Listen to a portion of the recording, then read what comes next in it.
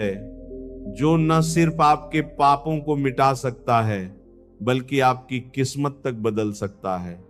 और वो दान सोना पैसा या बड़ी बड़ी चीजें नहीं बल्कि कुछ ऐसा है जो हर इंसान दे सकता है।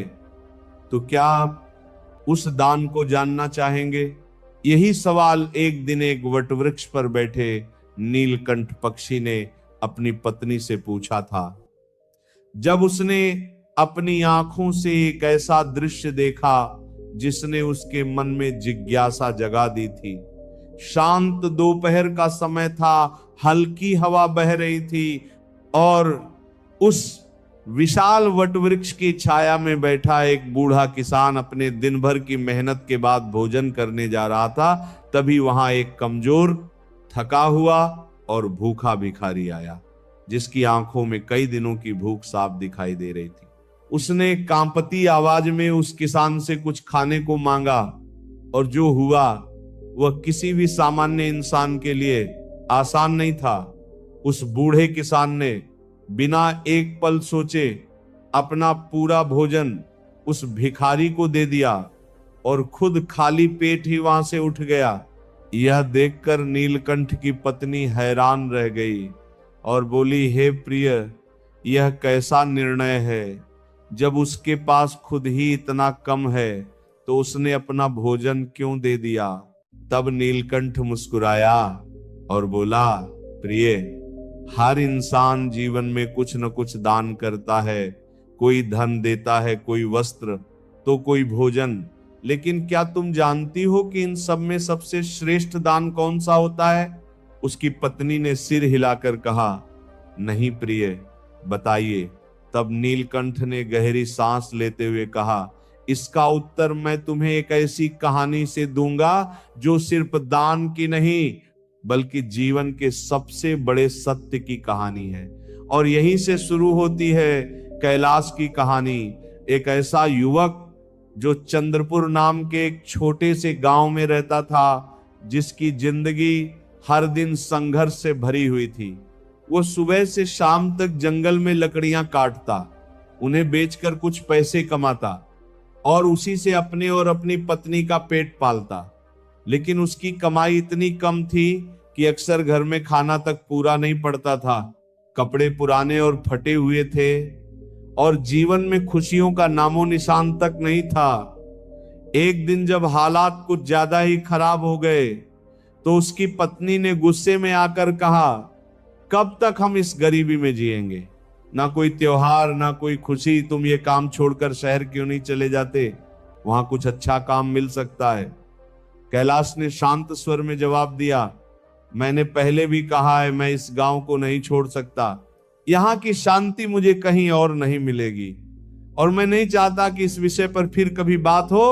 उसकी पत्नी ने निराश होकर चुप्पी साध ली और कैलाश रोज की तरह भोजन करके जंगल की ओर निकल पड़ा। उस दिन वो सोचते सोचते बहुत दूर निकल गया था।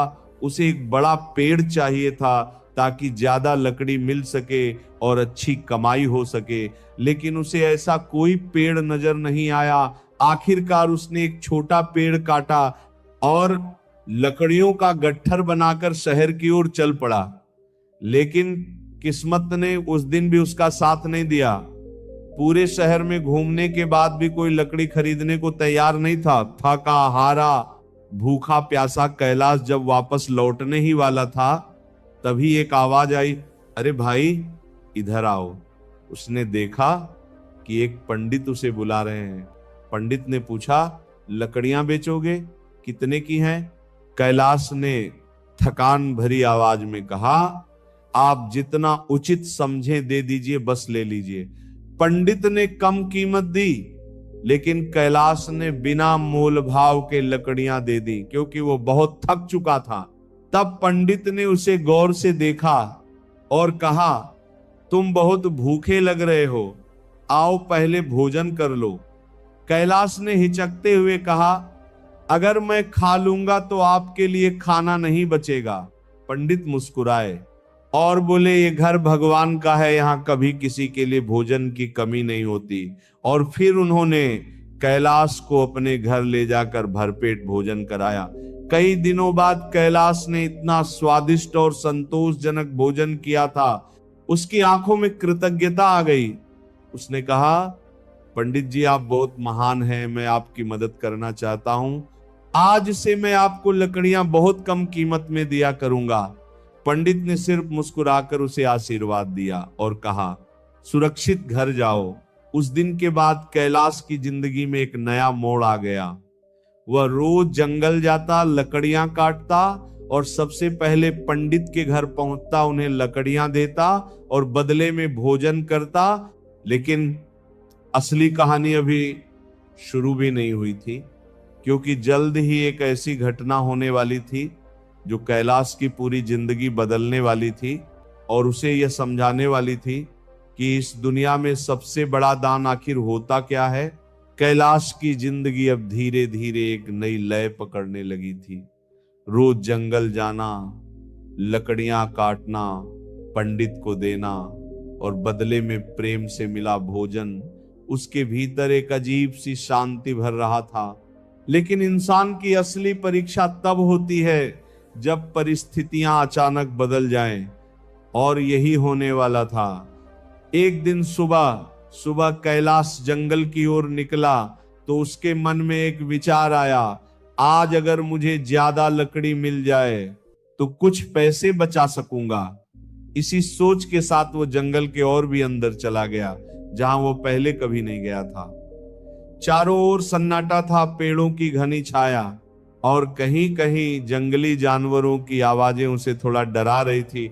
लेकिन जरूरत इंसान से वो सब करवा देती है जो वह सामान्य परिस्थितियों में कभी नहीं करता।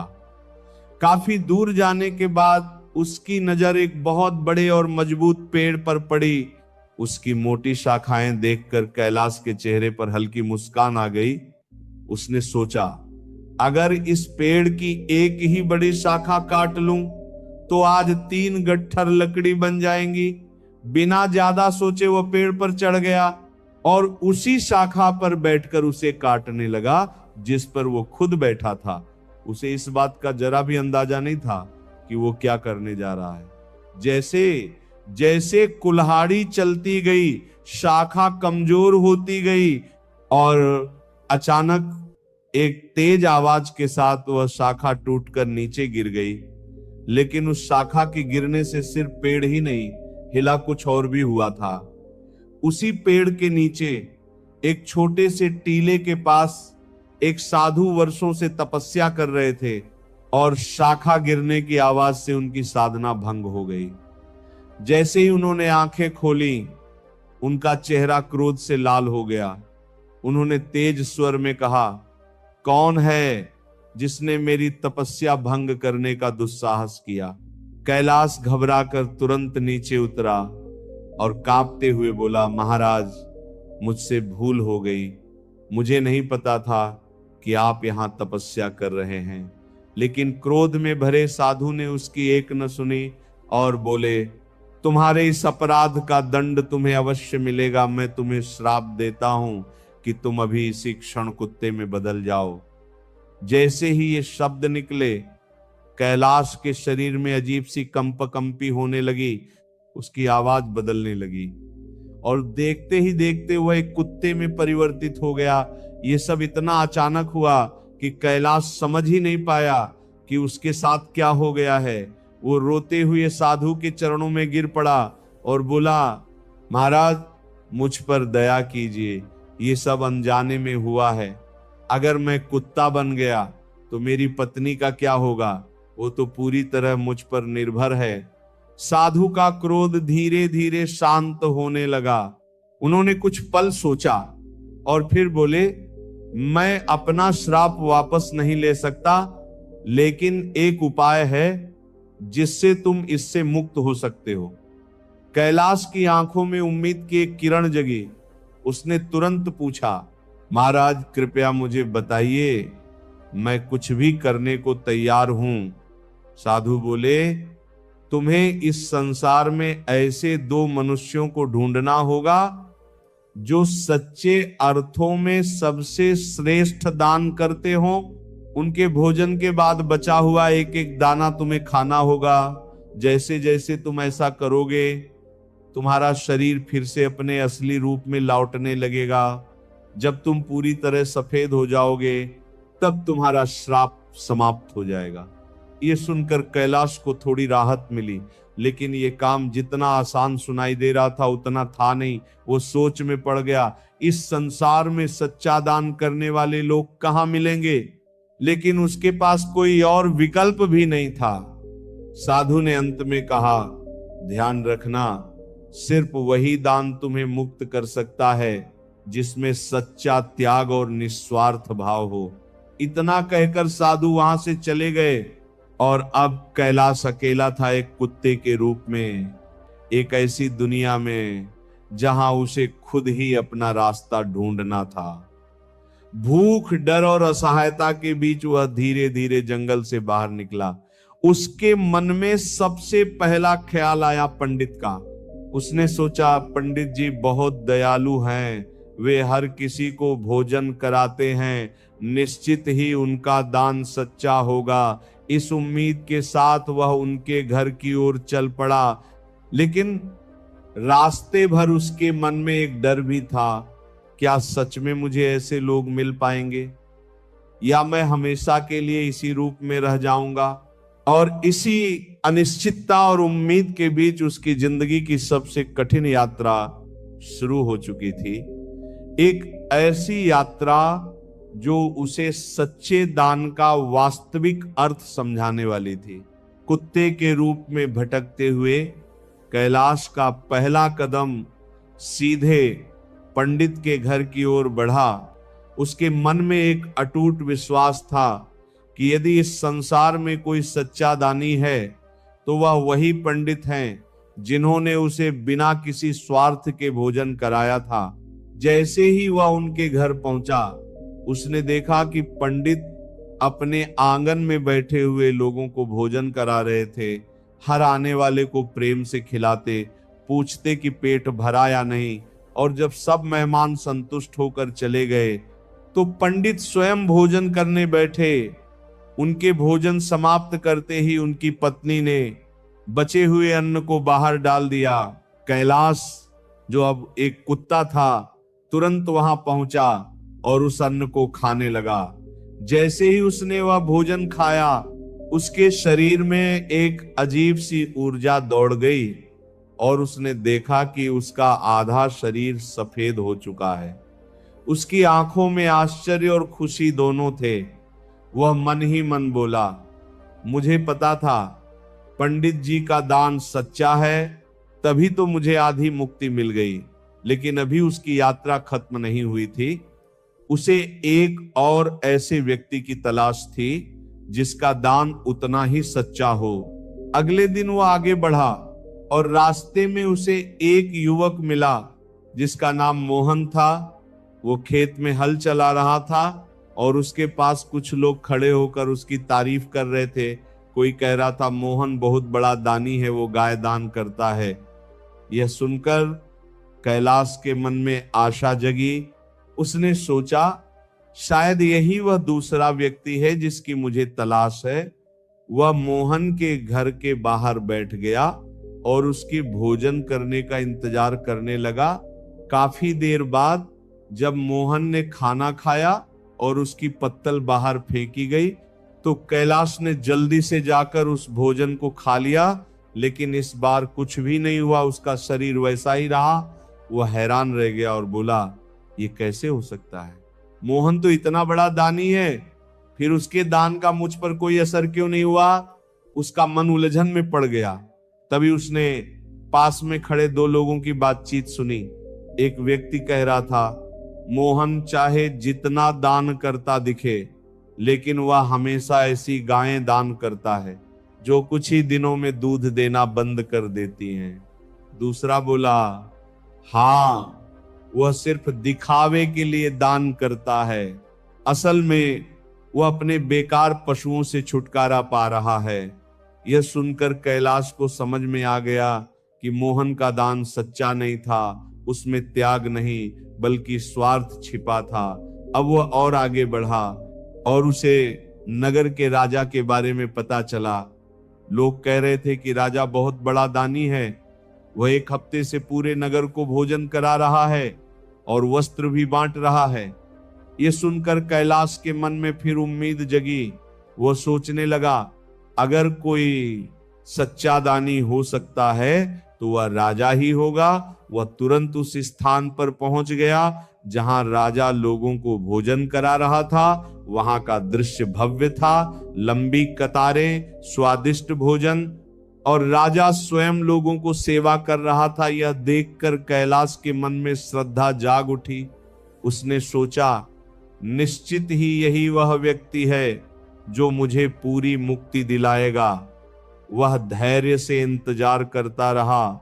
जब राजा ने भोजन किया और उसकी पत्तल बाहर फेंकी गई तो कैलाश दौड़कर गया और उस भोजन को खा लिया, लेकिन इस बार भी कुछ नहीं हुआ। उसका शरीर वैसा ही रहा।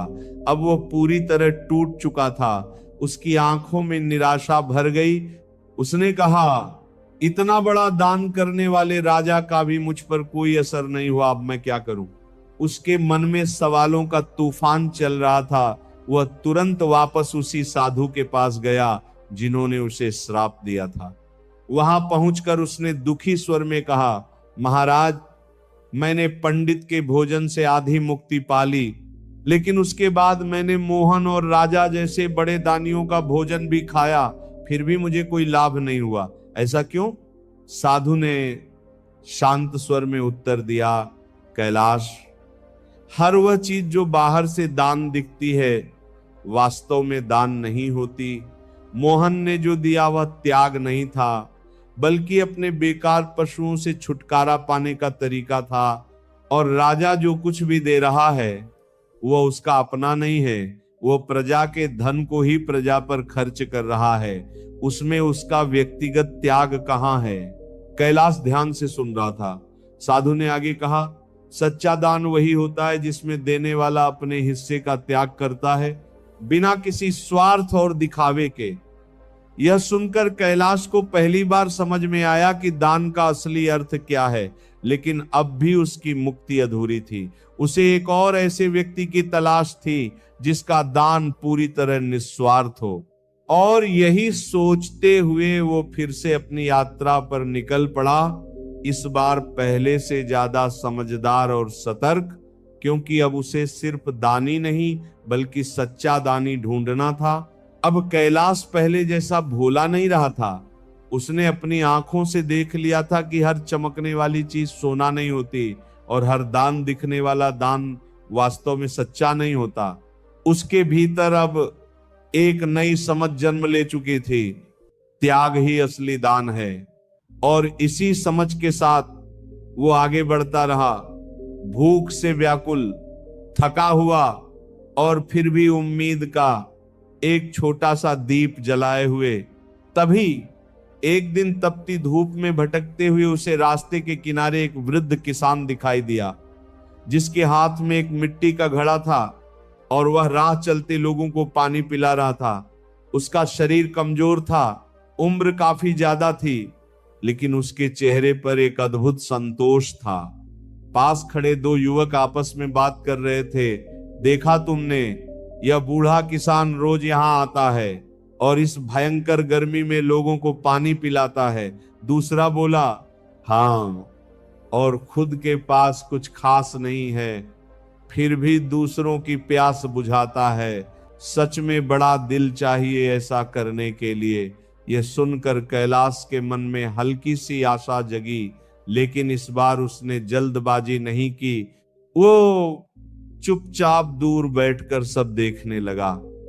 कुछ देर बाद किसान ने अपना छोटा सा भोजन निकाला, कुछ सूखी रोटियां और थोड़ा सा सादा खाना। जैसे ही वो खाने बैठा, उसकी नजर उस कुत्ते कैलाश पर पड़ी जो कई दिनों से भूखा था, और उसकी आंखों में दया की याचना साफ दिखाई दे रही थी।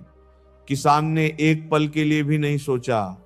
उसने अपने हिस्से की रोटी का एक टुकड़ा तोड़ा और उसकी ओर बढ़ा दिया।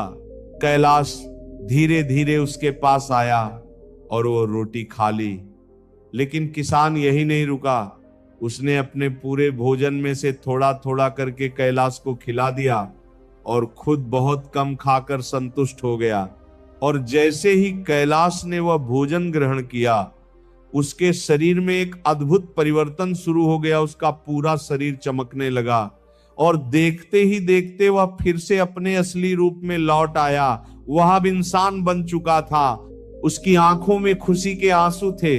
उसने तुरंत उस किसान के चरणों में गिरकर कहा, आपने मुझे नया जीवन दिया है। आपका यह छोटा सा दान मेरे लिए सबसे बड़ा वरदान बन गया। किसान यह सब देखकर हैरान था, लेकिन उसके चेहरे पर वही सादगी और संतोष था, मानो उसने कुछ खास किया ही ना हो। अब कैलाश को पूरी तरह समझ आ चुका था कि सच्चा दान क्या होता है। वह दान जो बिना किसी दिखावे के, बिना किसी स्वार्थ के और सही समय पर किया जाए, वही सबसे बड़ा और श्रेष्ठ दान होता है। इसके बाद कैलाश अपने घर लौटा, अपनी पत्नी से मिला और उसे पूरी कहानी सुनाई। दोनों का जीवन अब पहले से कहीं ज्यादा संतोष और समझ से भर गया था। लेकिन कहानी यही खत्म नहीं होती। उधर वही पंडित जिन्होंने हमेशा निस्वार्थ भाव से लोगों को भोजन कराया था, अब आर्थिक तंगी से जूझ रहे थे।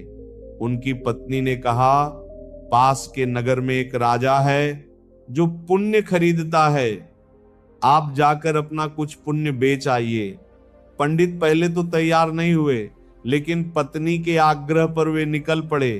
रास्ते में एक तालाब के किनारे बैठकर जैसे ही उन्होंने अपनी 4 रोटियां खाने के लिए निकाली, तभी एक कुतिया वहां आई जो कई दिनों से भूखी थी और उसके छोटे छोटे बच्चे भी भूख से तड़प रहे थे। पंडित ने बिना सोचे समझे अपनी एक रोटी उसे दे दी, फिर दूसरी, फिर तीसरी और अंत में अपनी आखिरी रोटी भी उसे खिला दी। खुद भूखे रहकर भी उन्होंने उस कुतिया और उसके बच्चों का पेट भर दिया। इसके बाद जब वे राजा के पास पहुंचे और अपना पुण्य बेचने की बात की, तो राजा की पत्नी ने तुरंत पहचान लिया कि सबसे बड़ा पुण्य वही है जो उन्होंने उस कुतिया को रोटी खिलाकर कमाया है। जब उस पुण्य को तौलने की कोशिश की गई, तो तराजू में रखे गए हीरे मोती भी उसके सामने हल्के पड़ गए। यह देखकर पंडित को एहसास हुआ कि सच्चा पुण्य कभी बेचा नहीं जा सकता, वह तो अपने आप फल देता है। और जब वे वापस लौटे, तो रास्ते में एक संत ने उन्हें एक पोटली दी, जिसमें बाद में हीरे जवाहरात निकले। ये उस निस्वार्थ दान का प्रतिफल था जो उन्होंने बिना किसी अपेक्षा के किया था। मित्रों, यही इस कहानी का अंतिम और सबसे बड़ा सत्य है कि सच्चा दान वही है जिसमें त्याग हो, करुणा हो और कोई स्वार्थ ना हो। आज के समय में जहां लोग दिखावे के लिए दान करते हैं, वहां यह कहानी हमें याद दिलाती है कि असली पुण्य उसी को मिलता है जो किसी जरूरतमंद की मदद सही समय पर सच्चे मन से करता है, चाहे वह एक रोटी ही क्यों ना हो, क्योंकि भगवान वस्तु का नहीं, भावना का मूल्य देखते हैं। इसलिए अगर जीवन में सच्चा सुख, शांति और आशीर्वाद पाना है, तो हमेशा याद रखो, निस्वार्थ भाव से किया गया छोटा सा दान भी इस दुनिया का सबसे बड़ा और श्रेष्ठ दान होता है।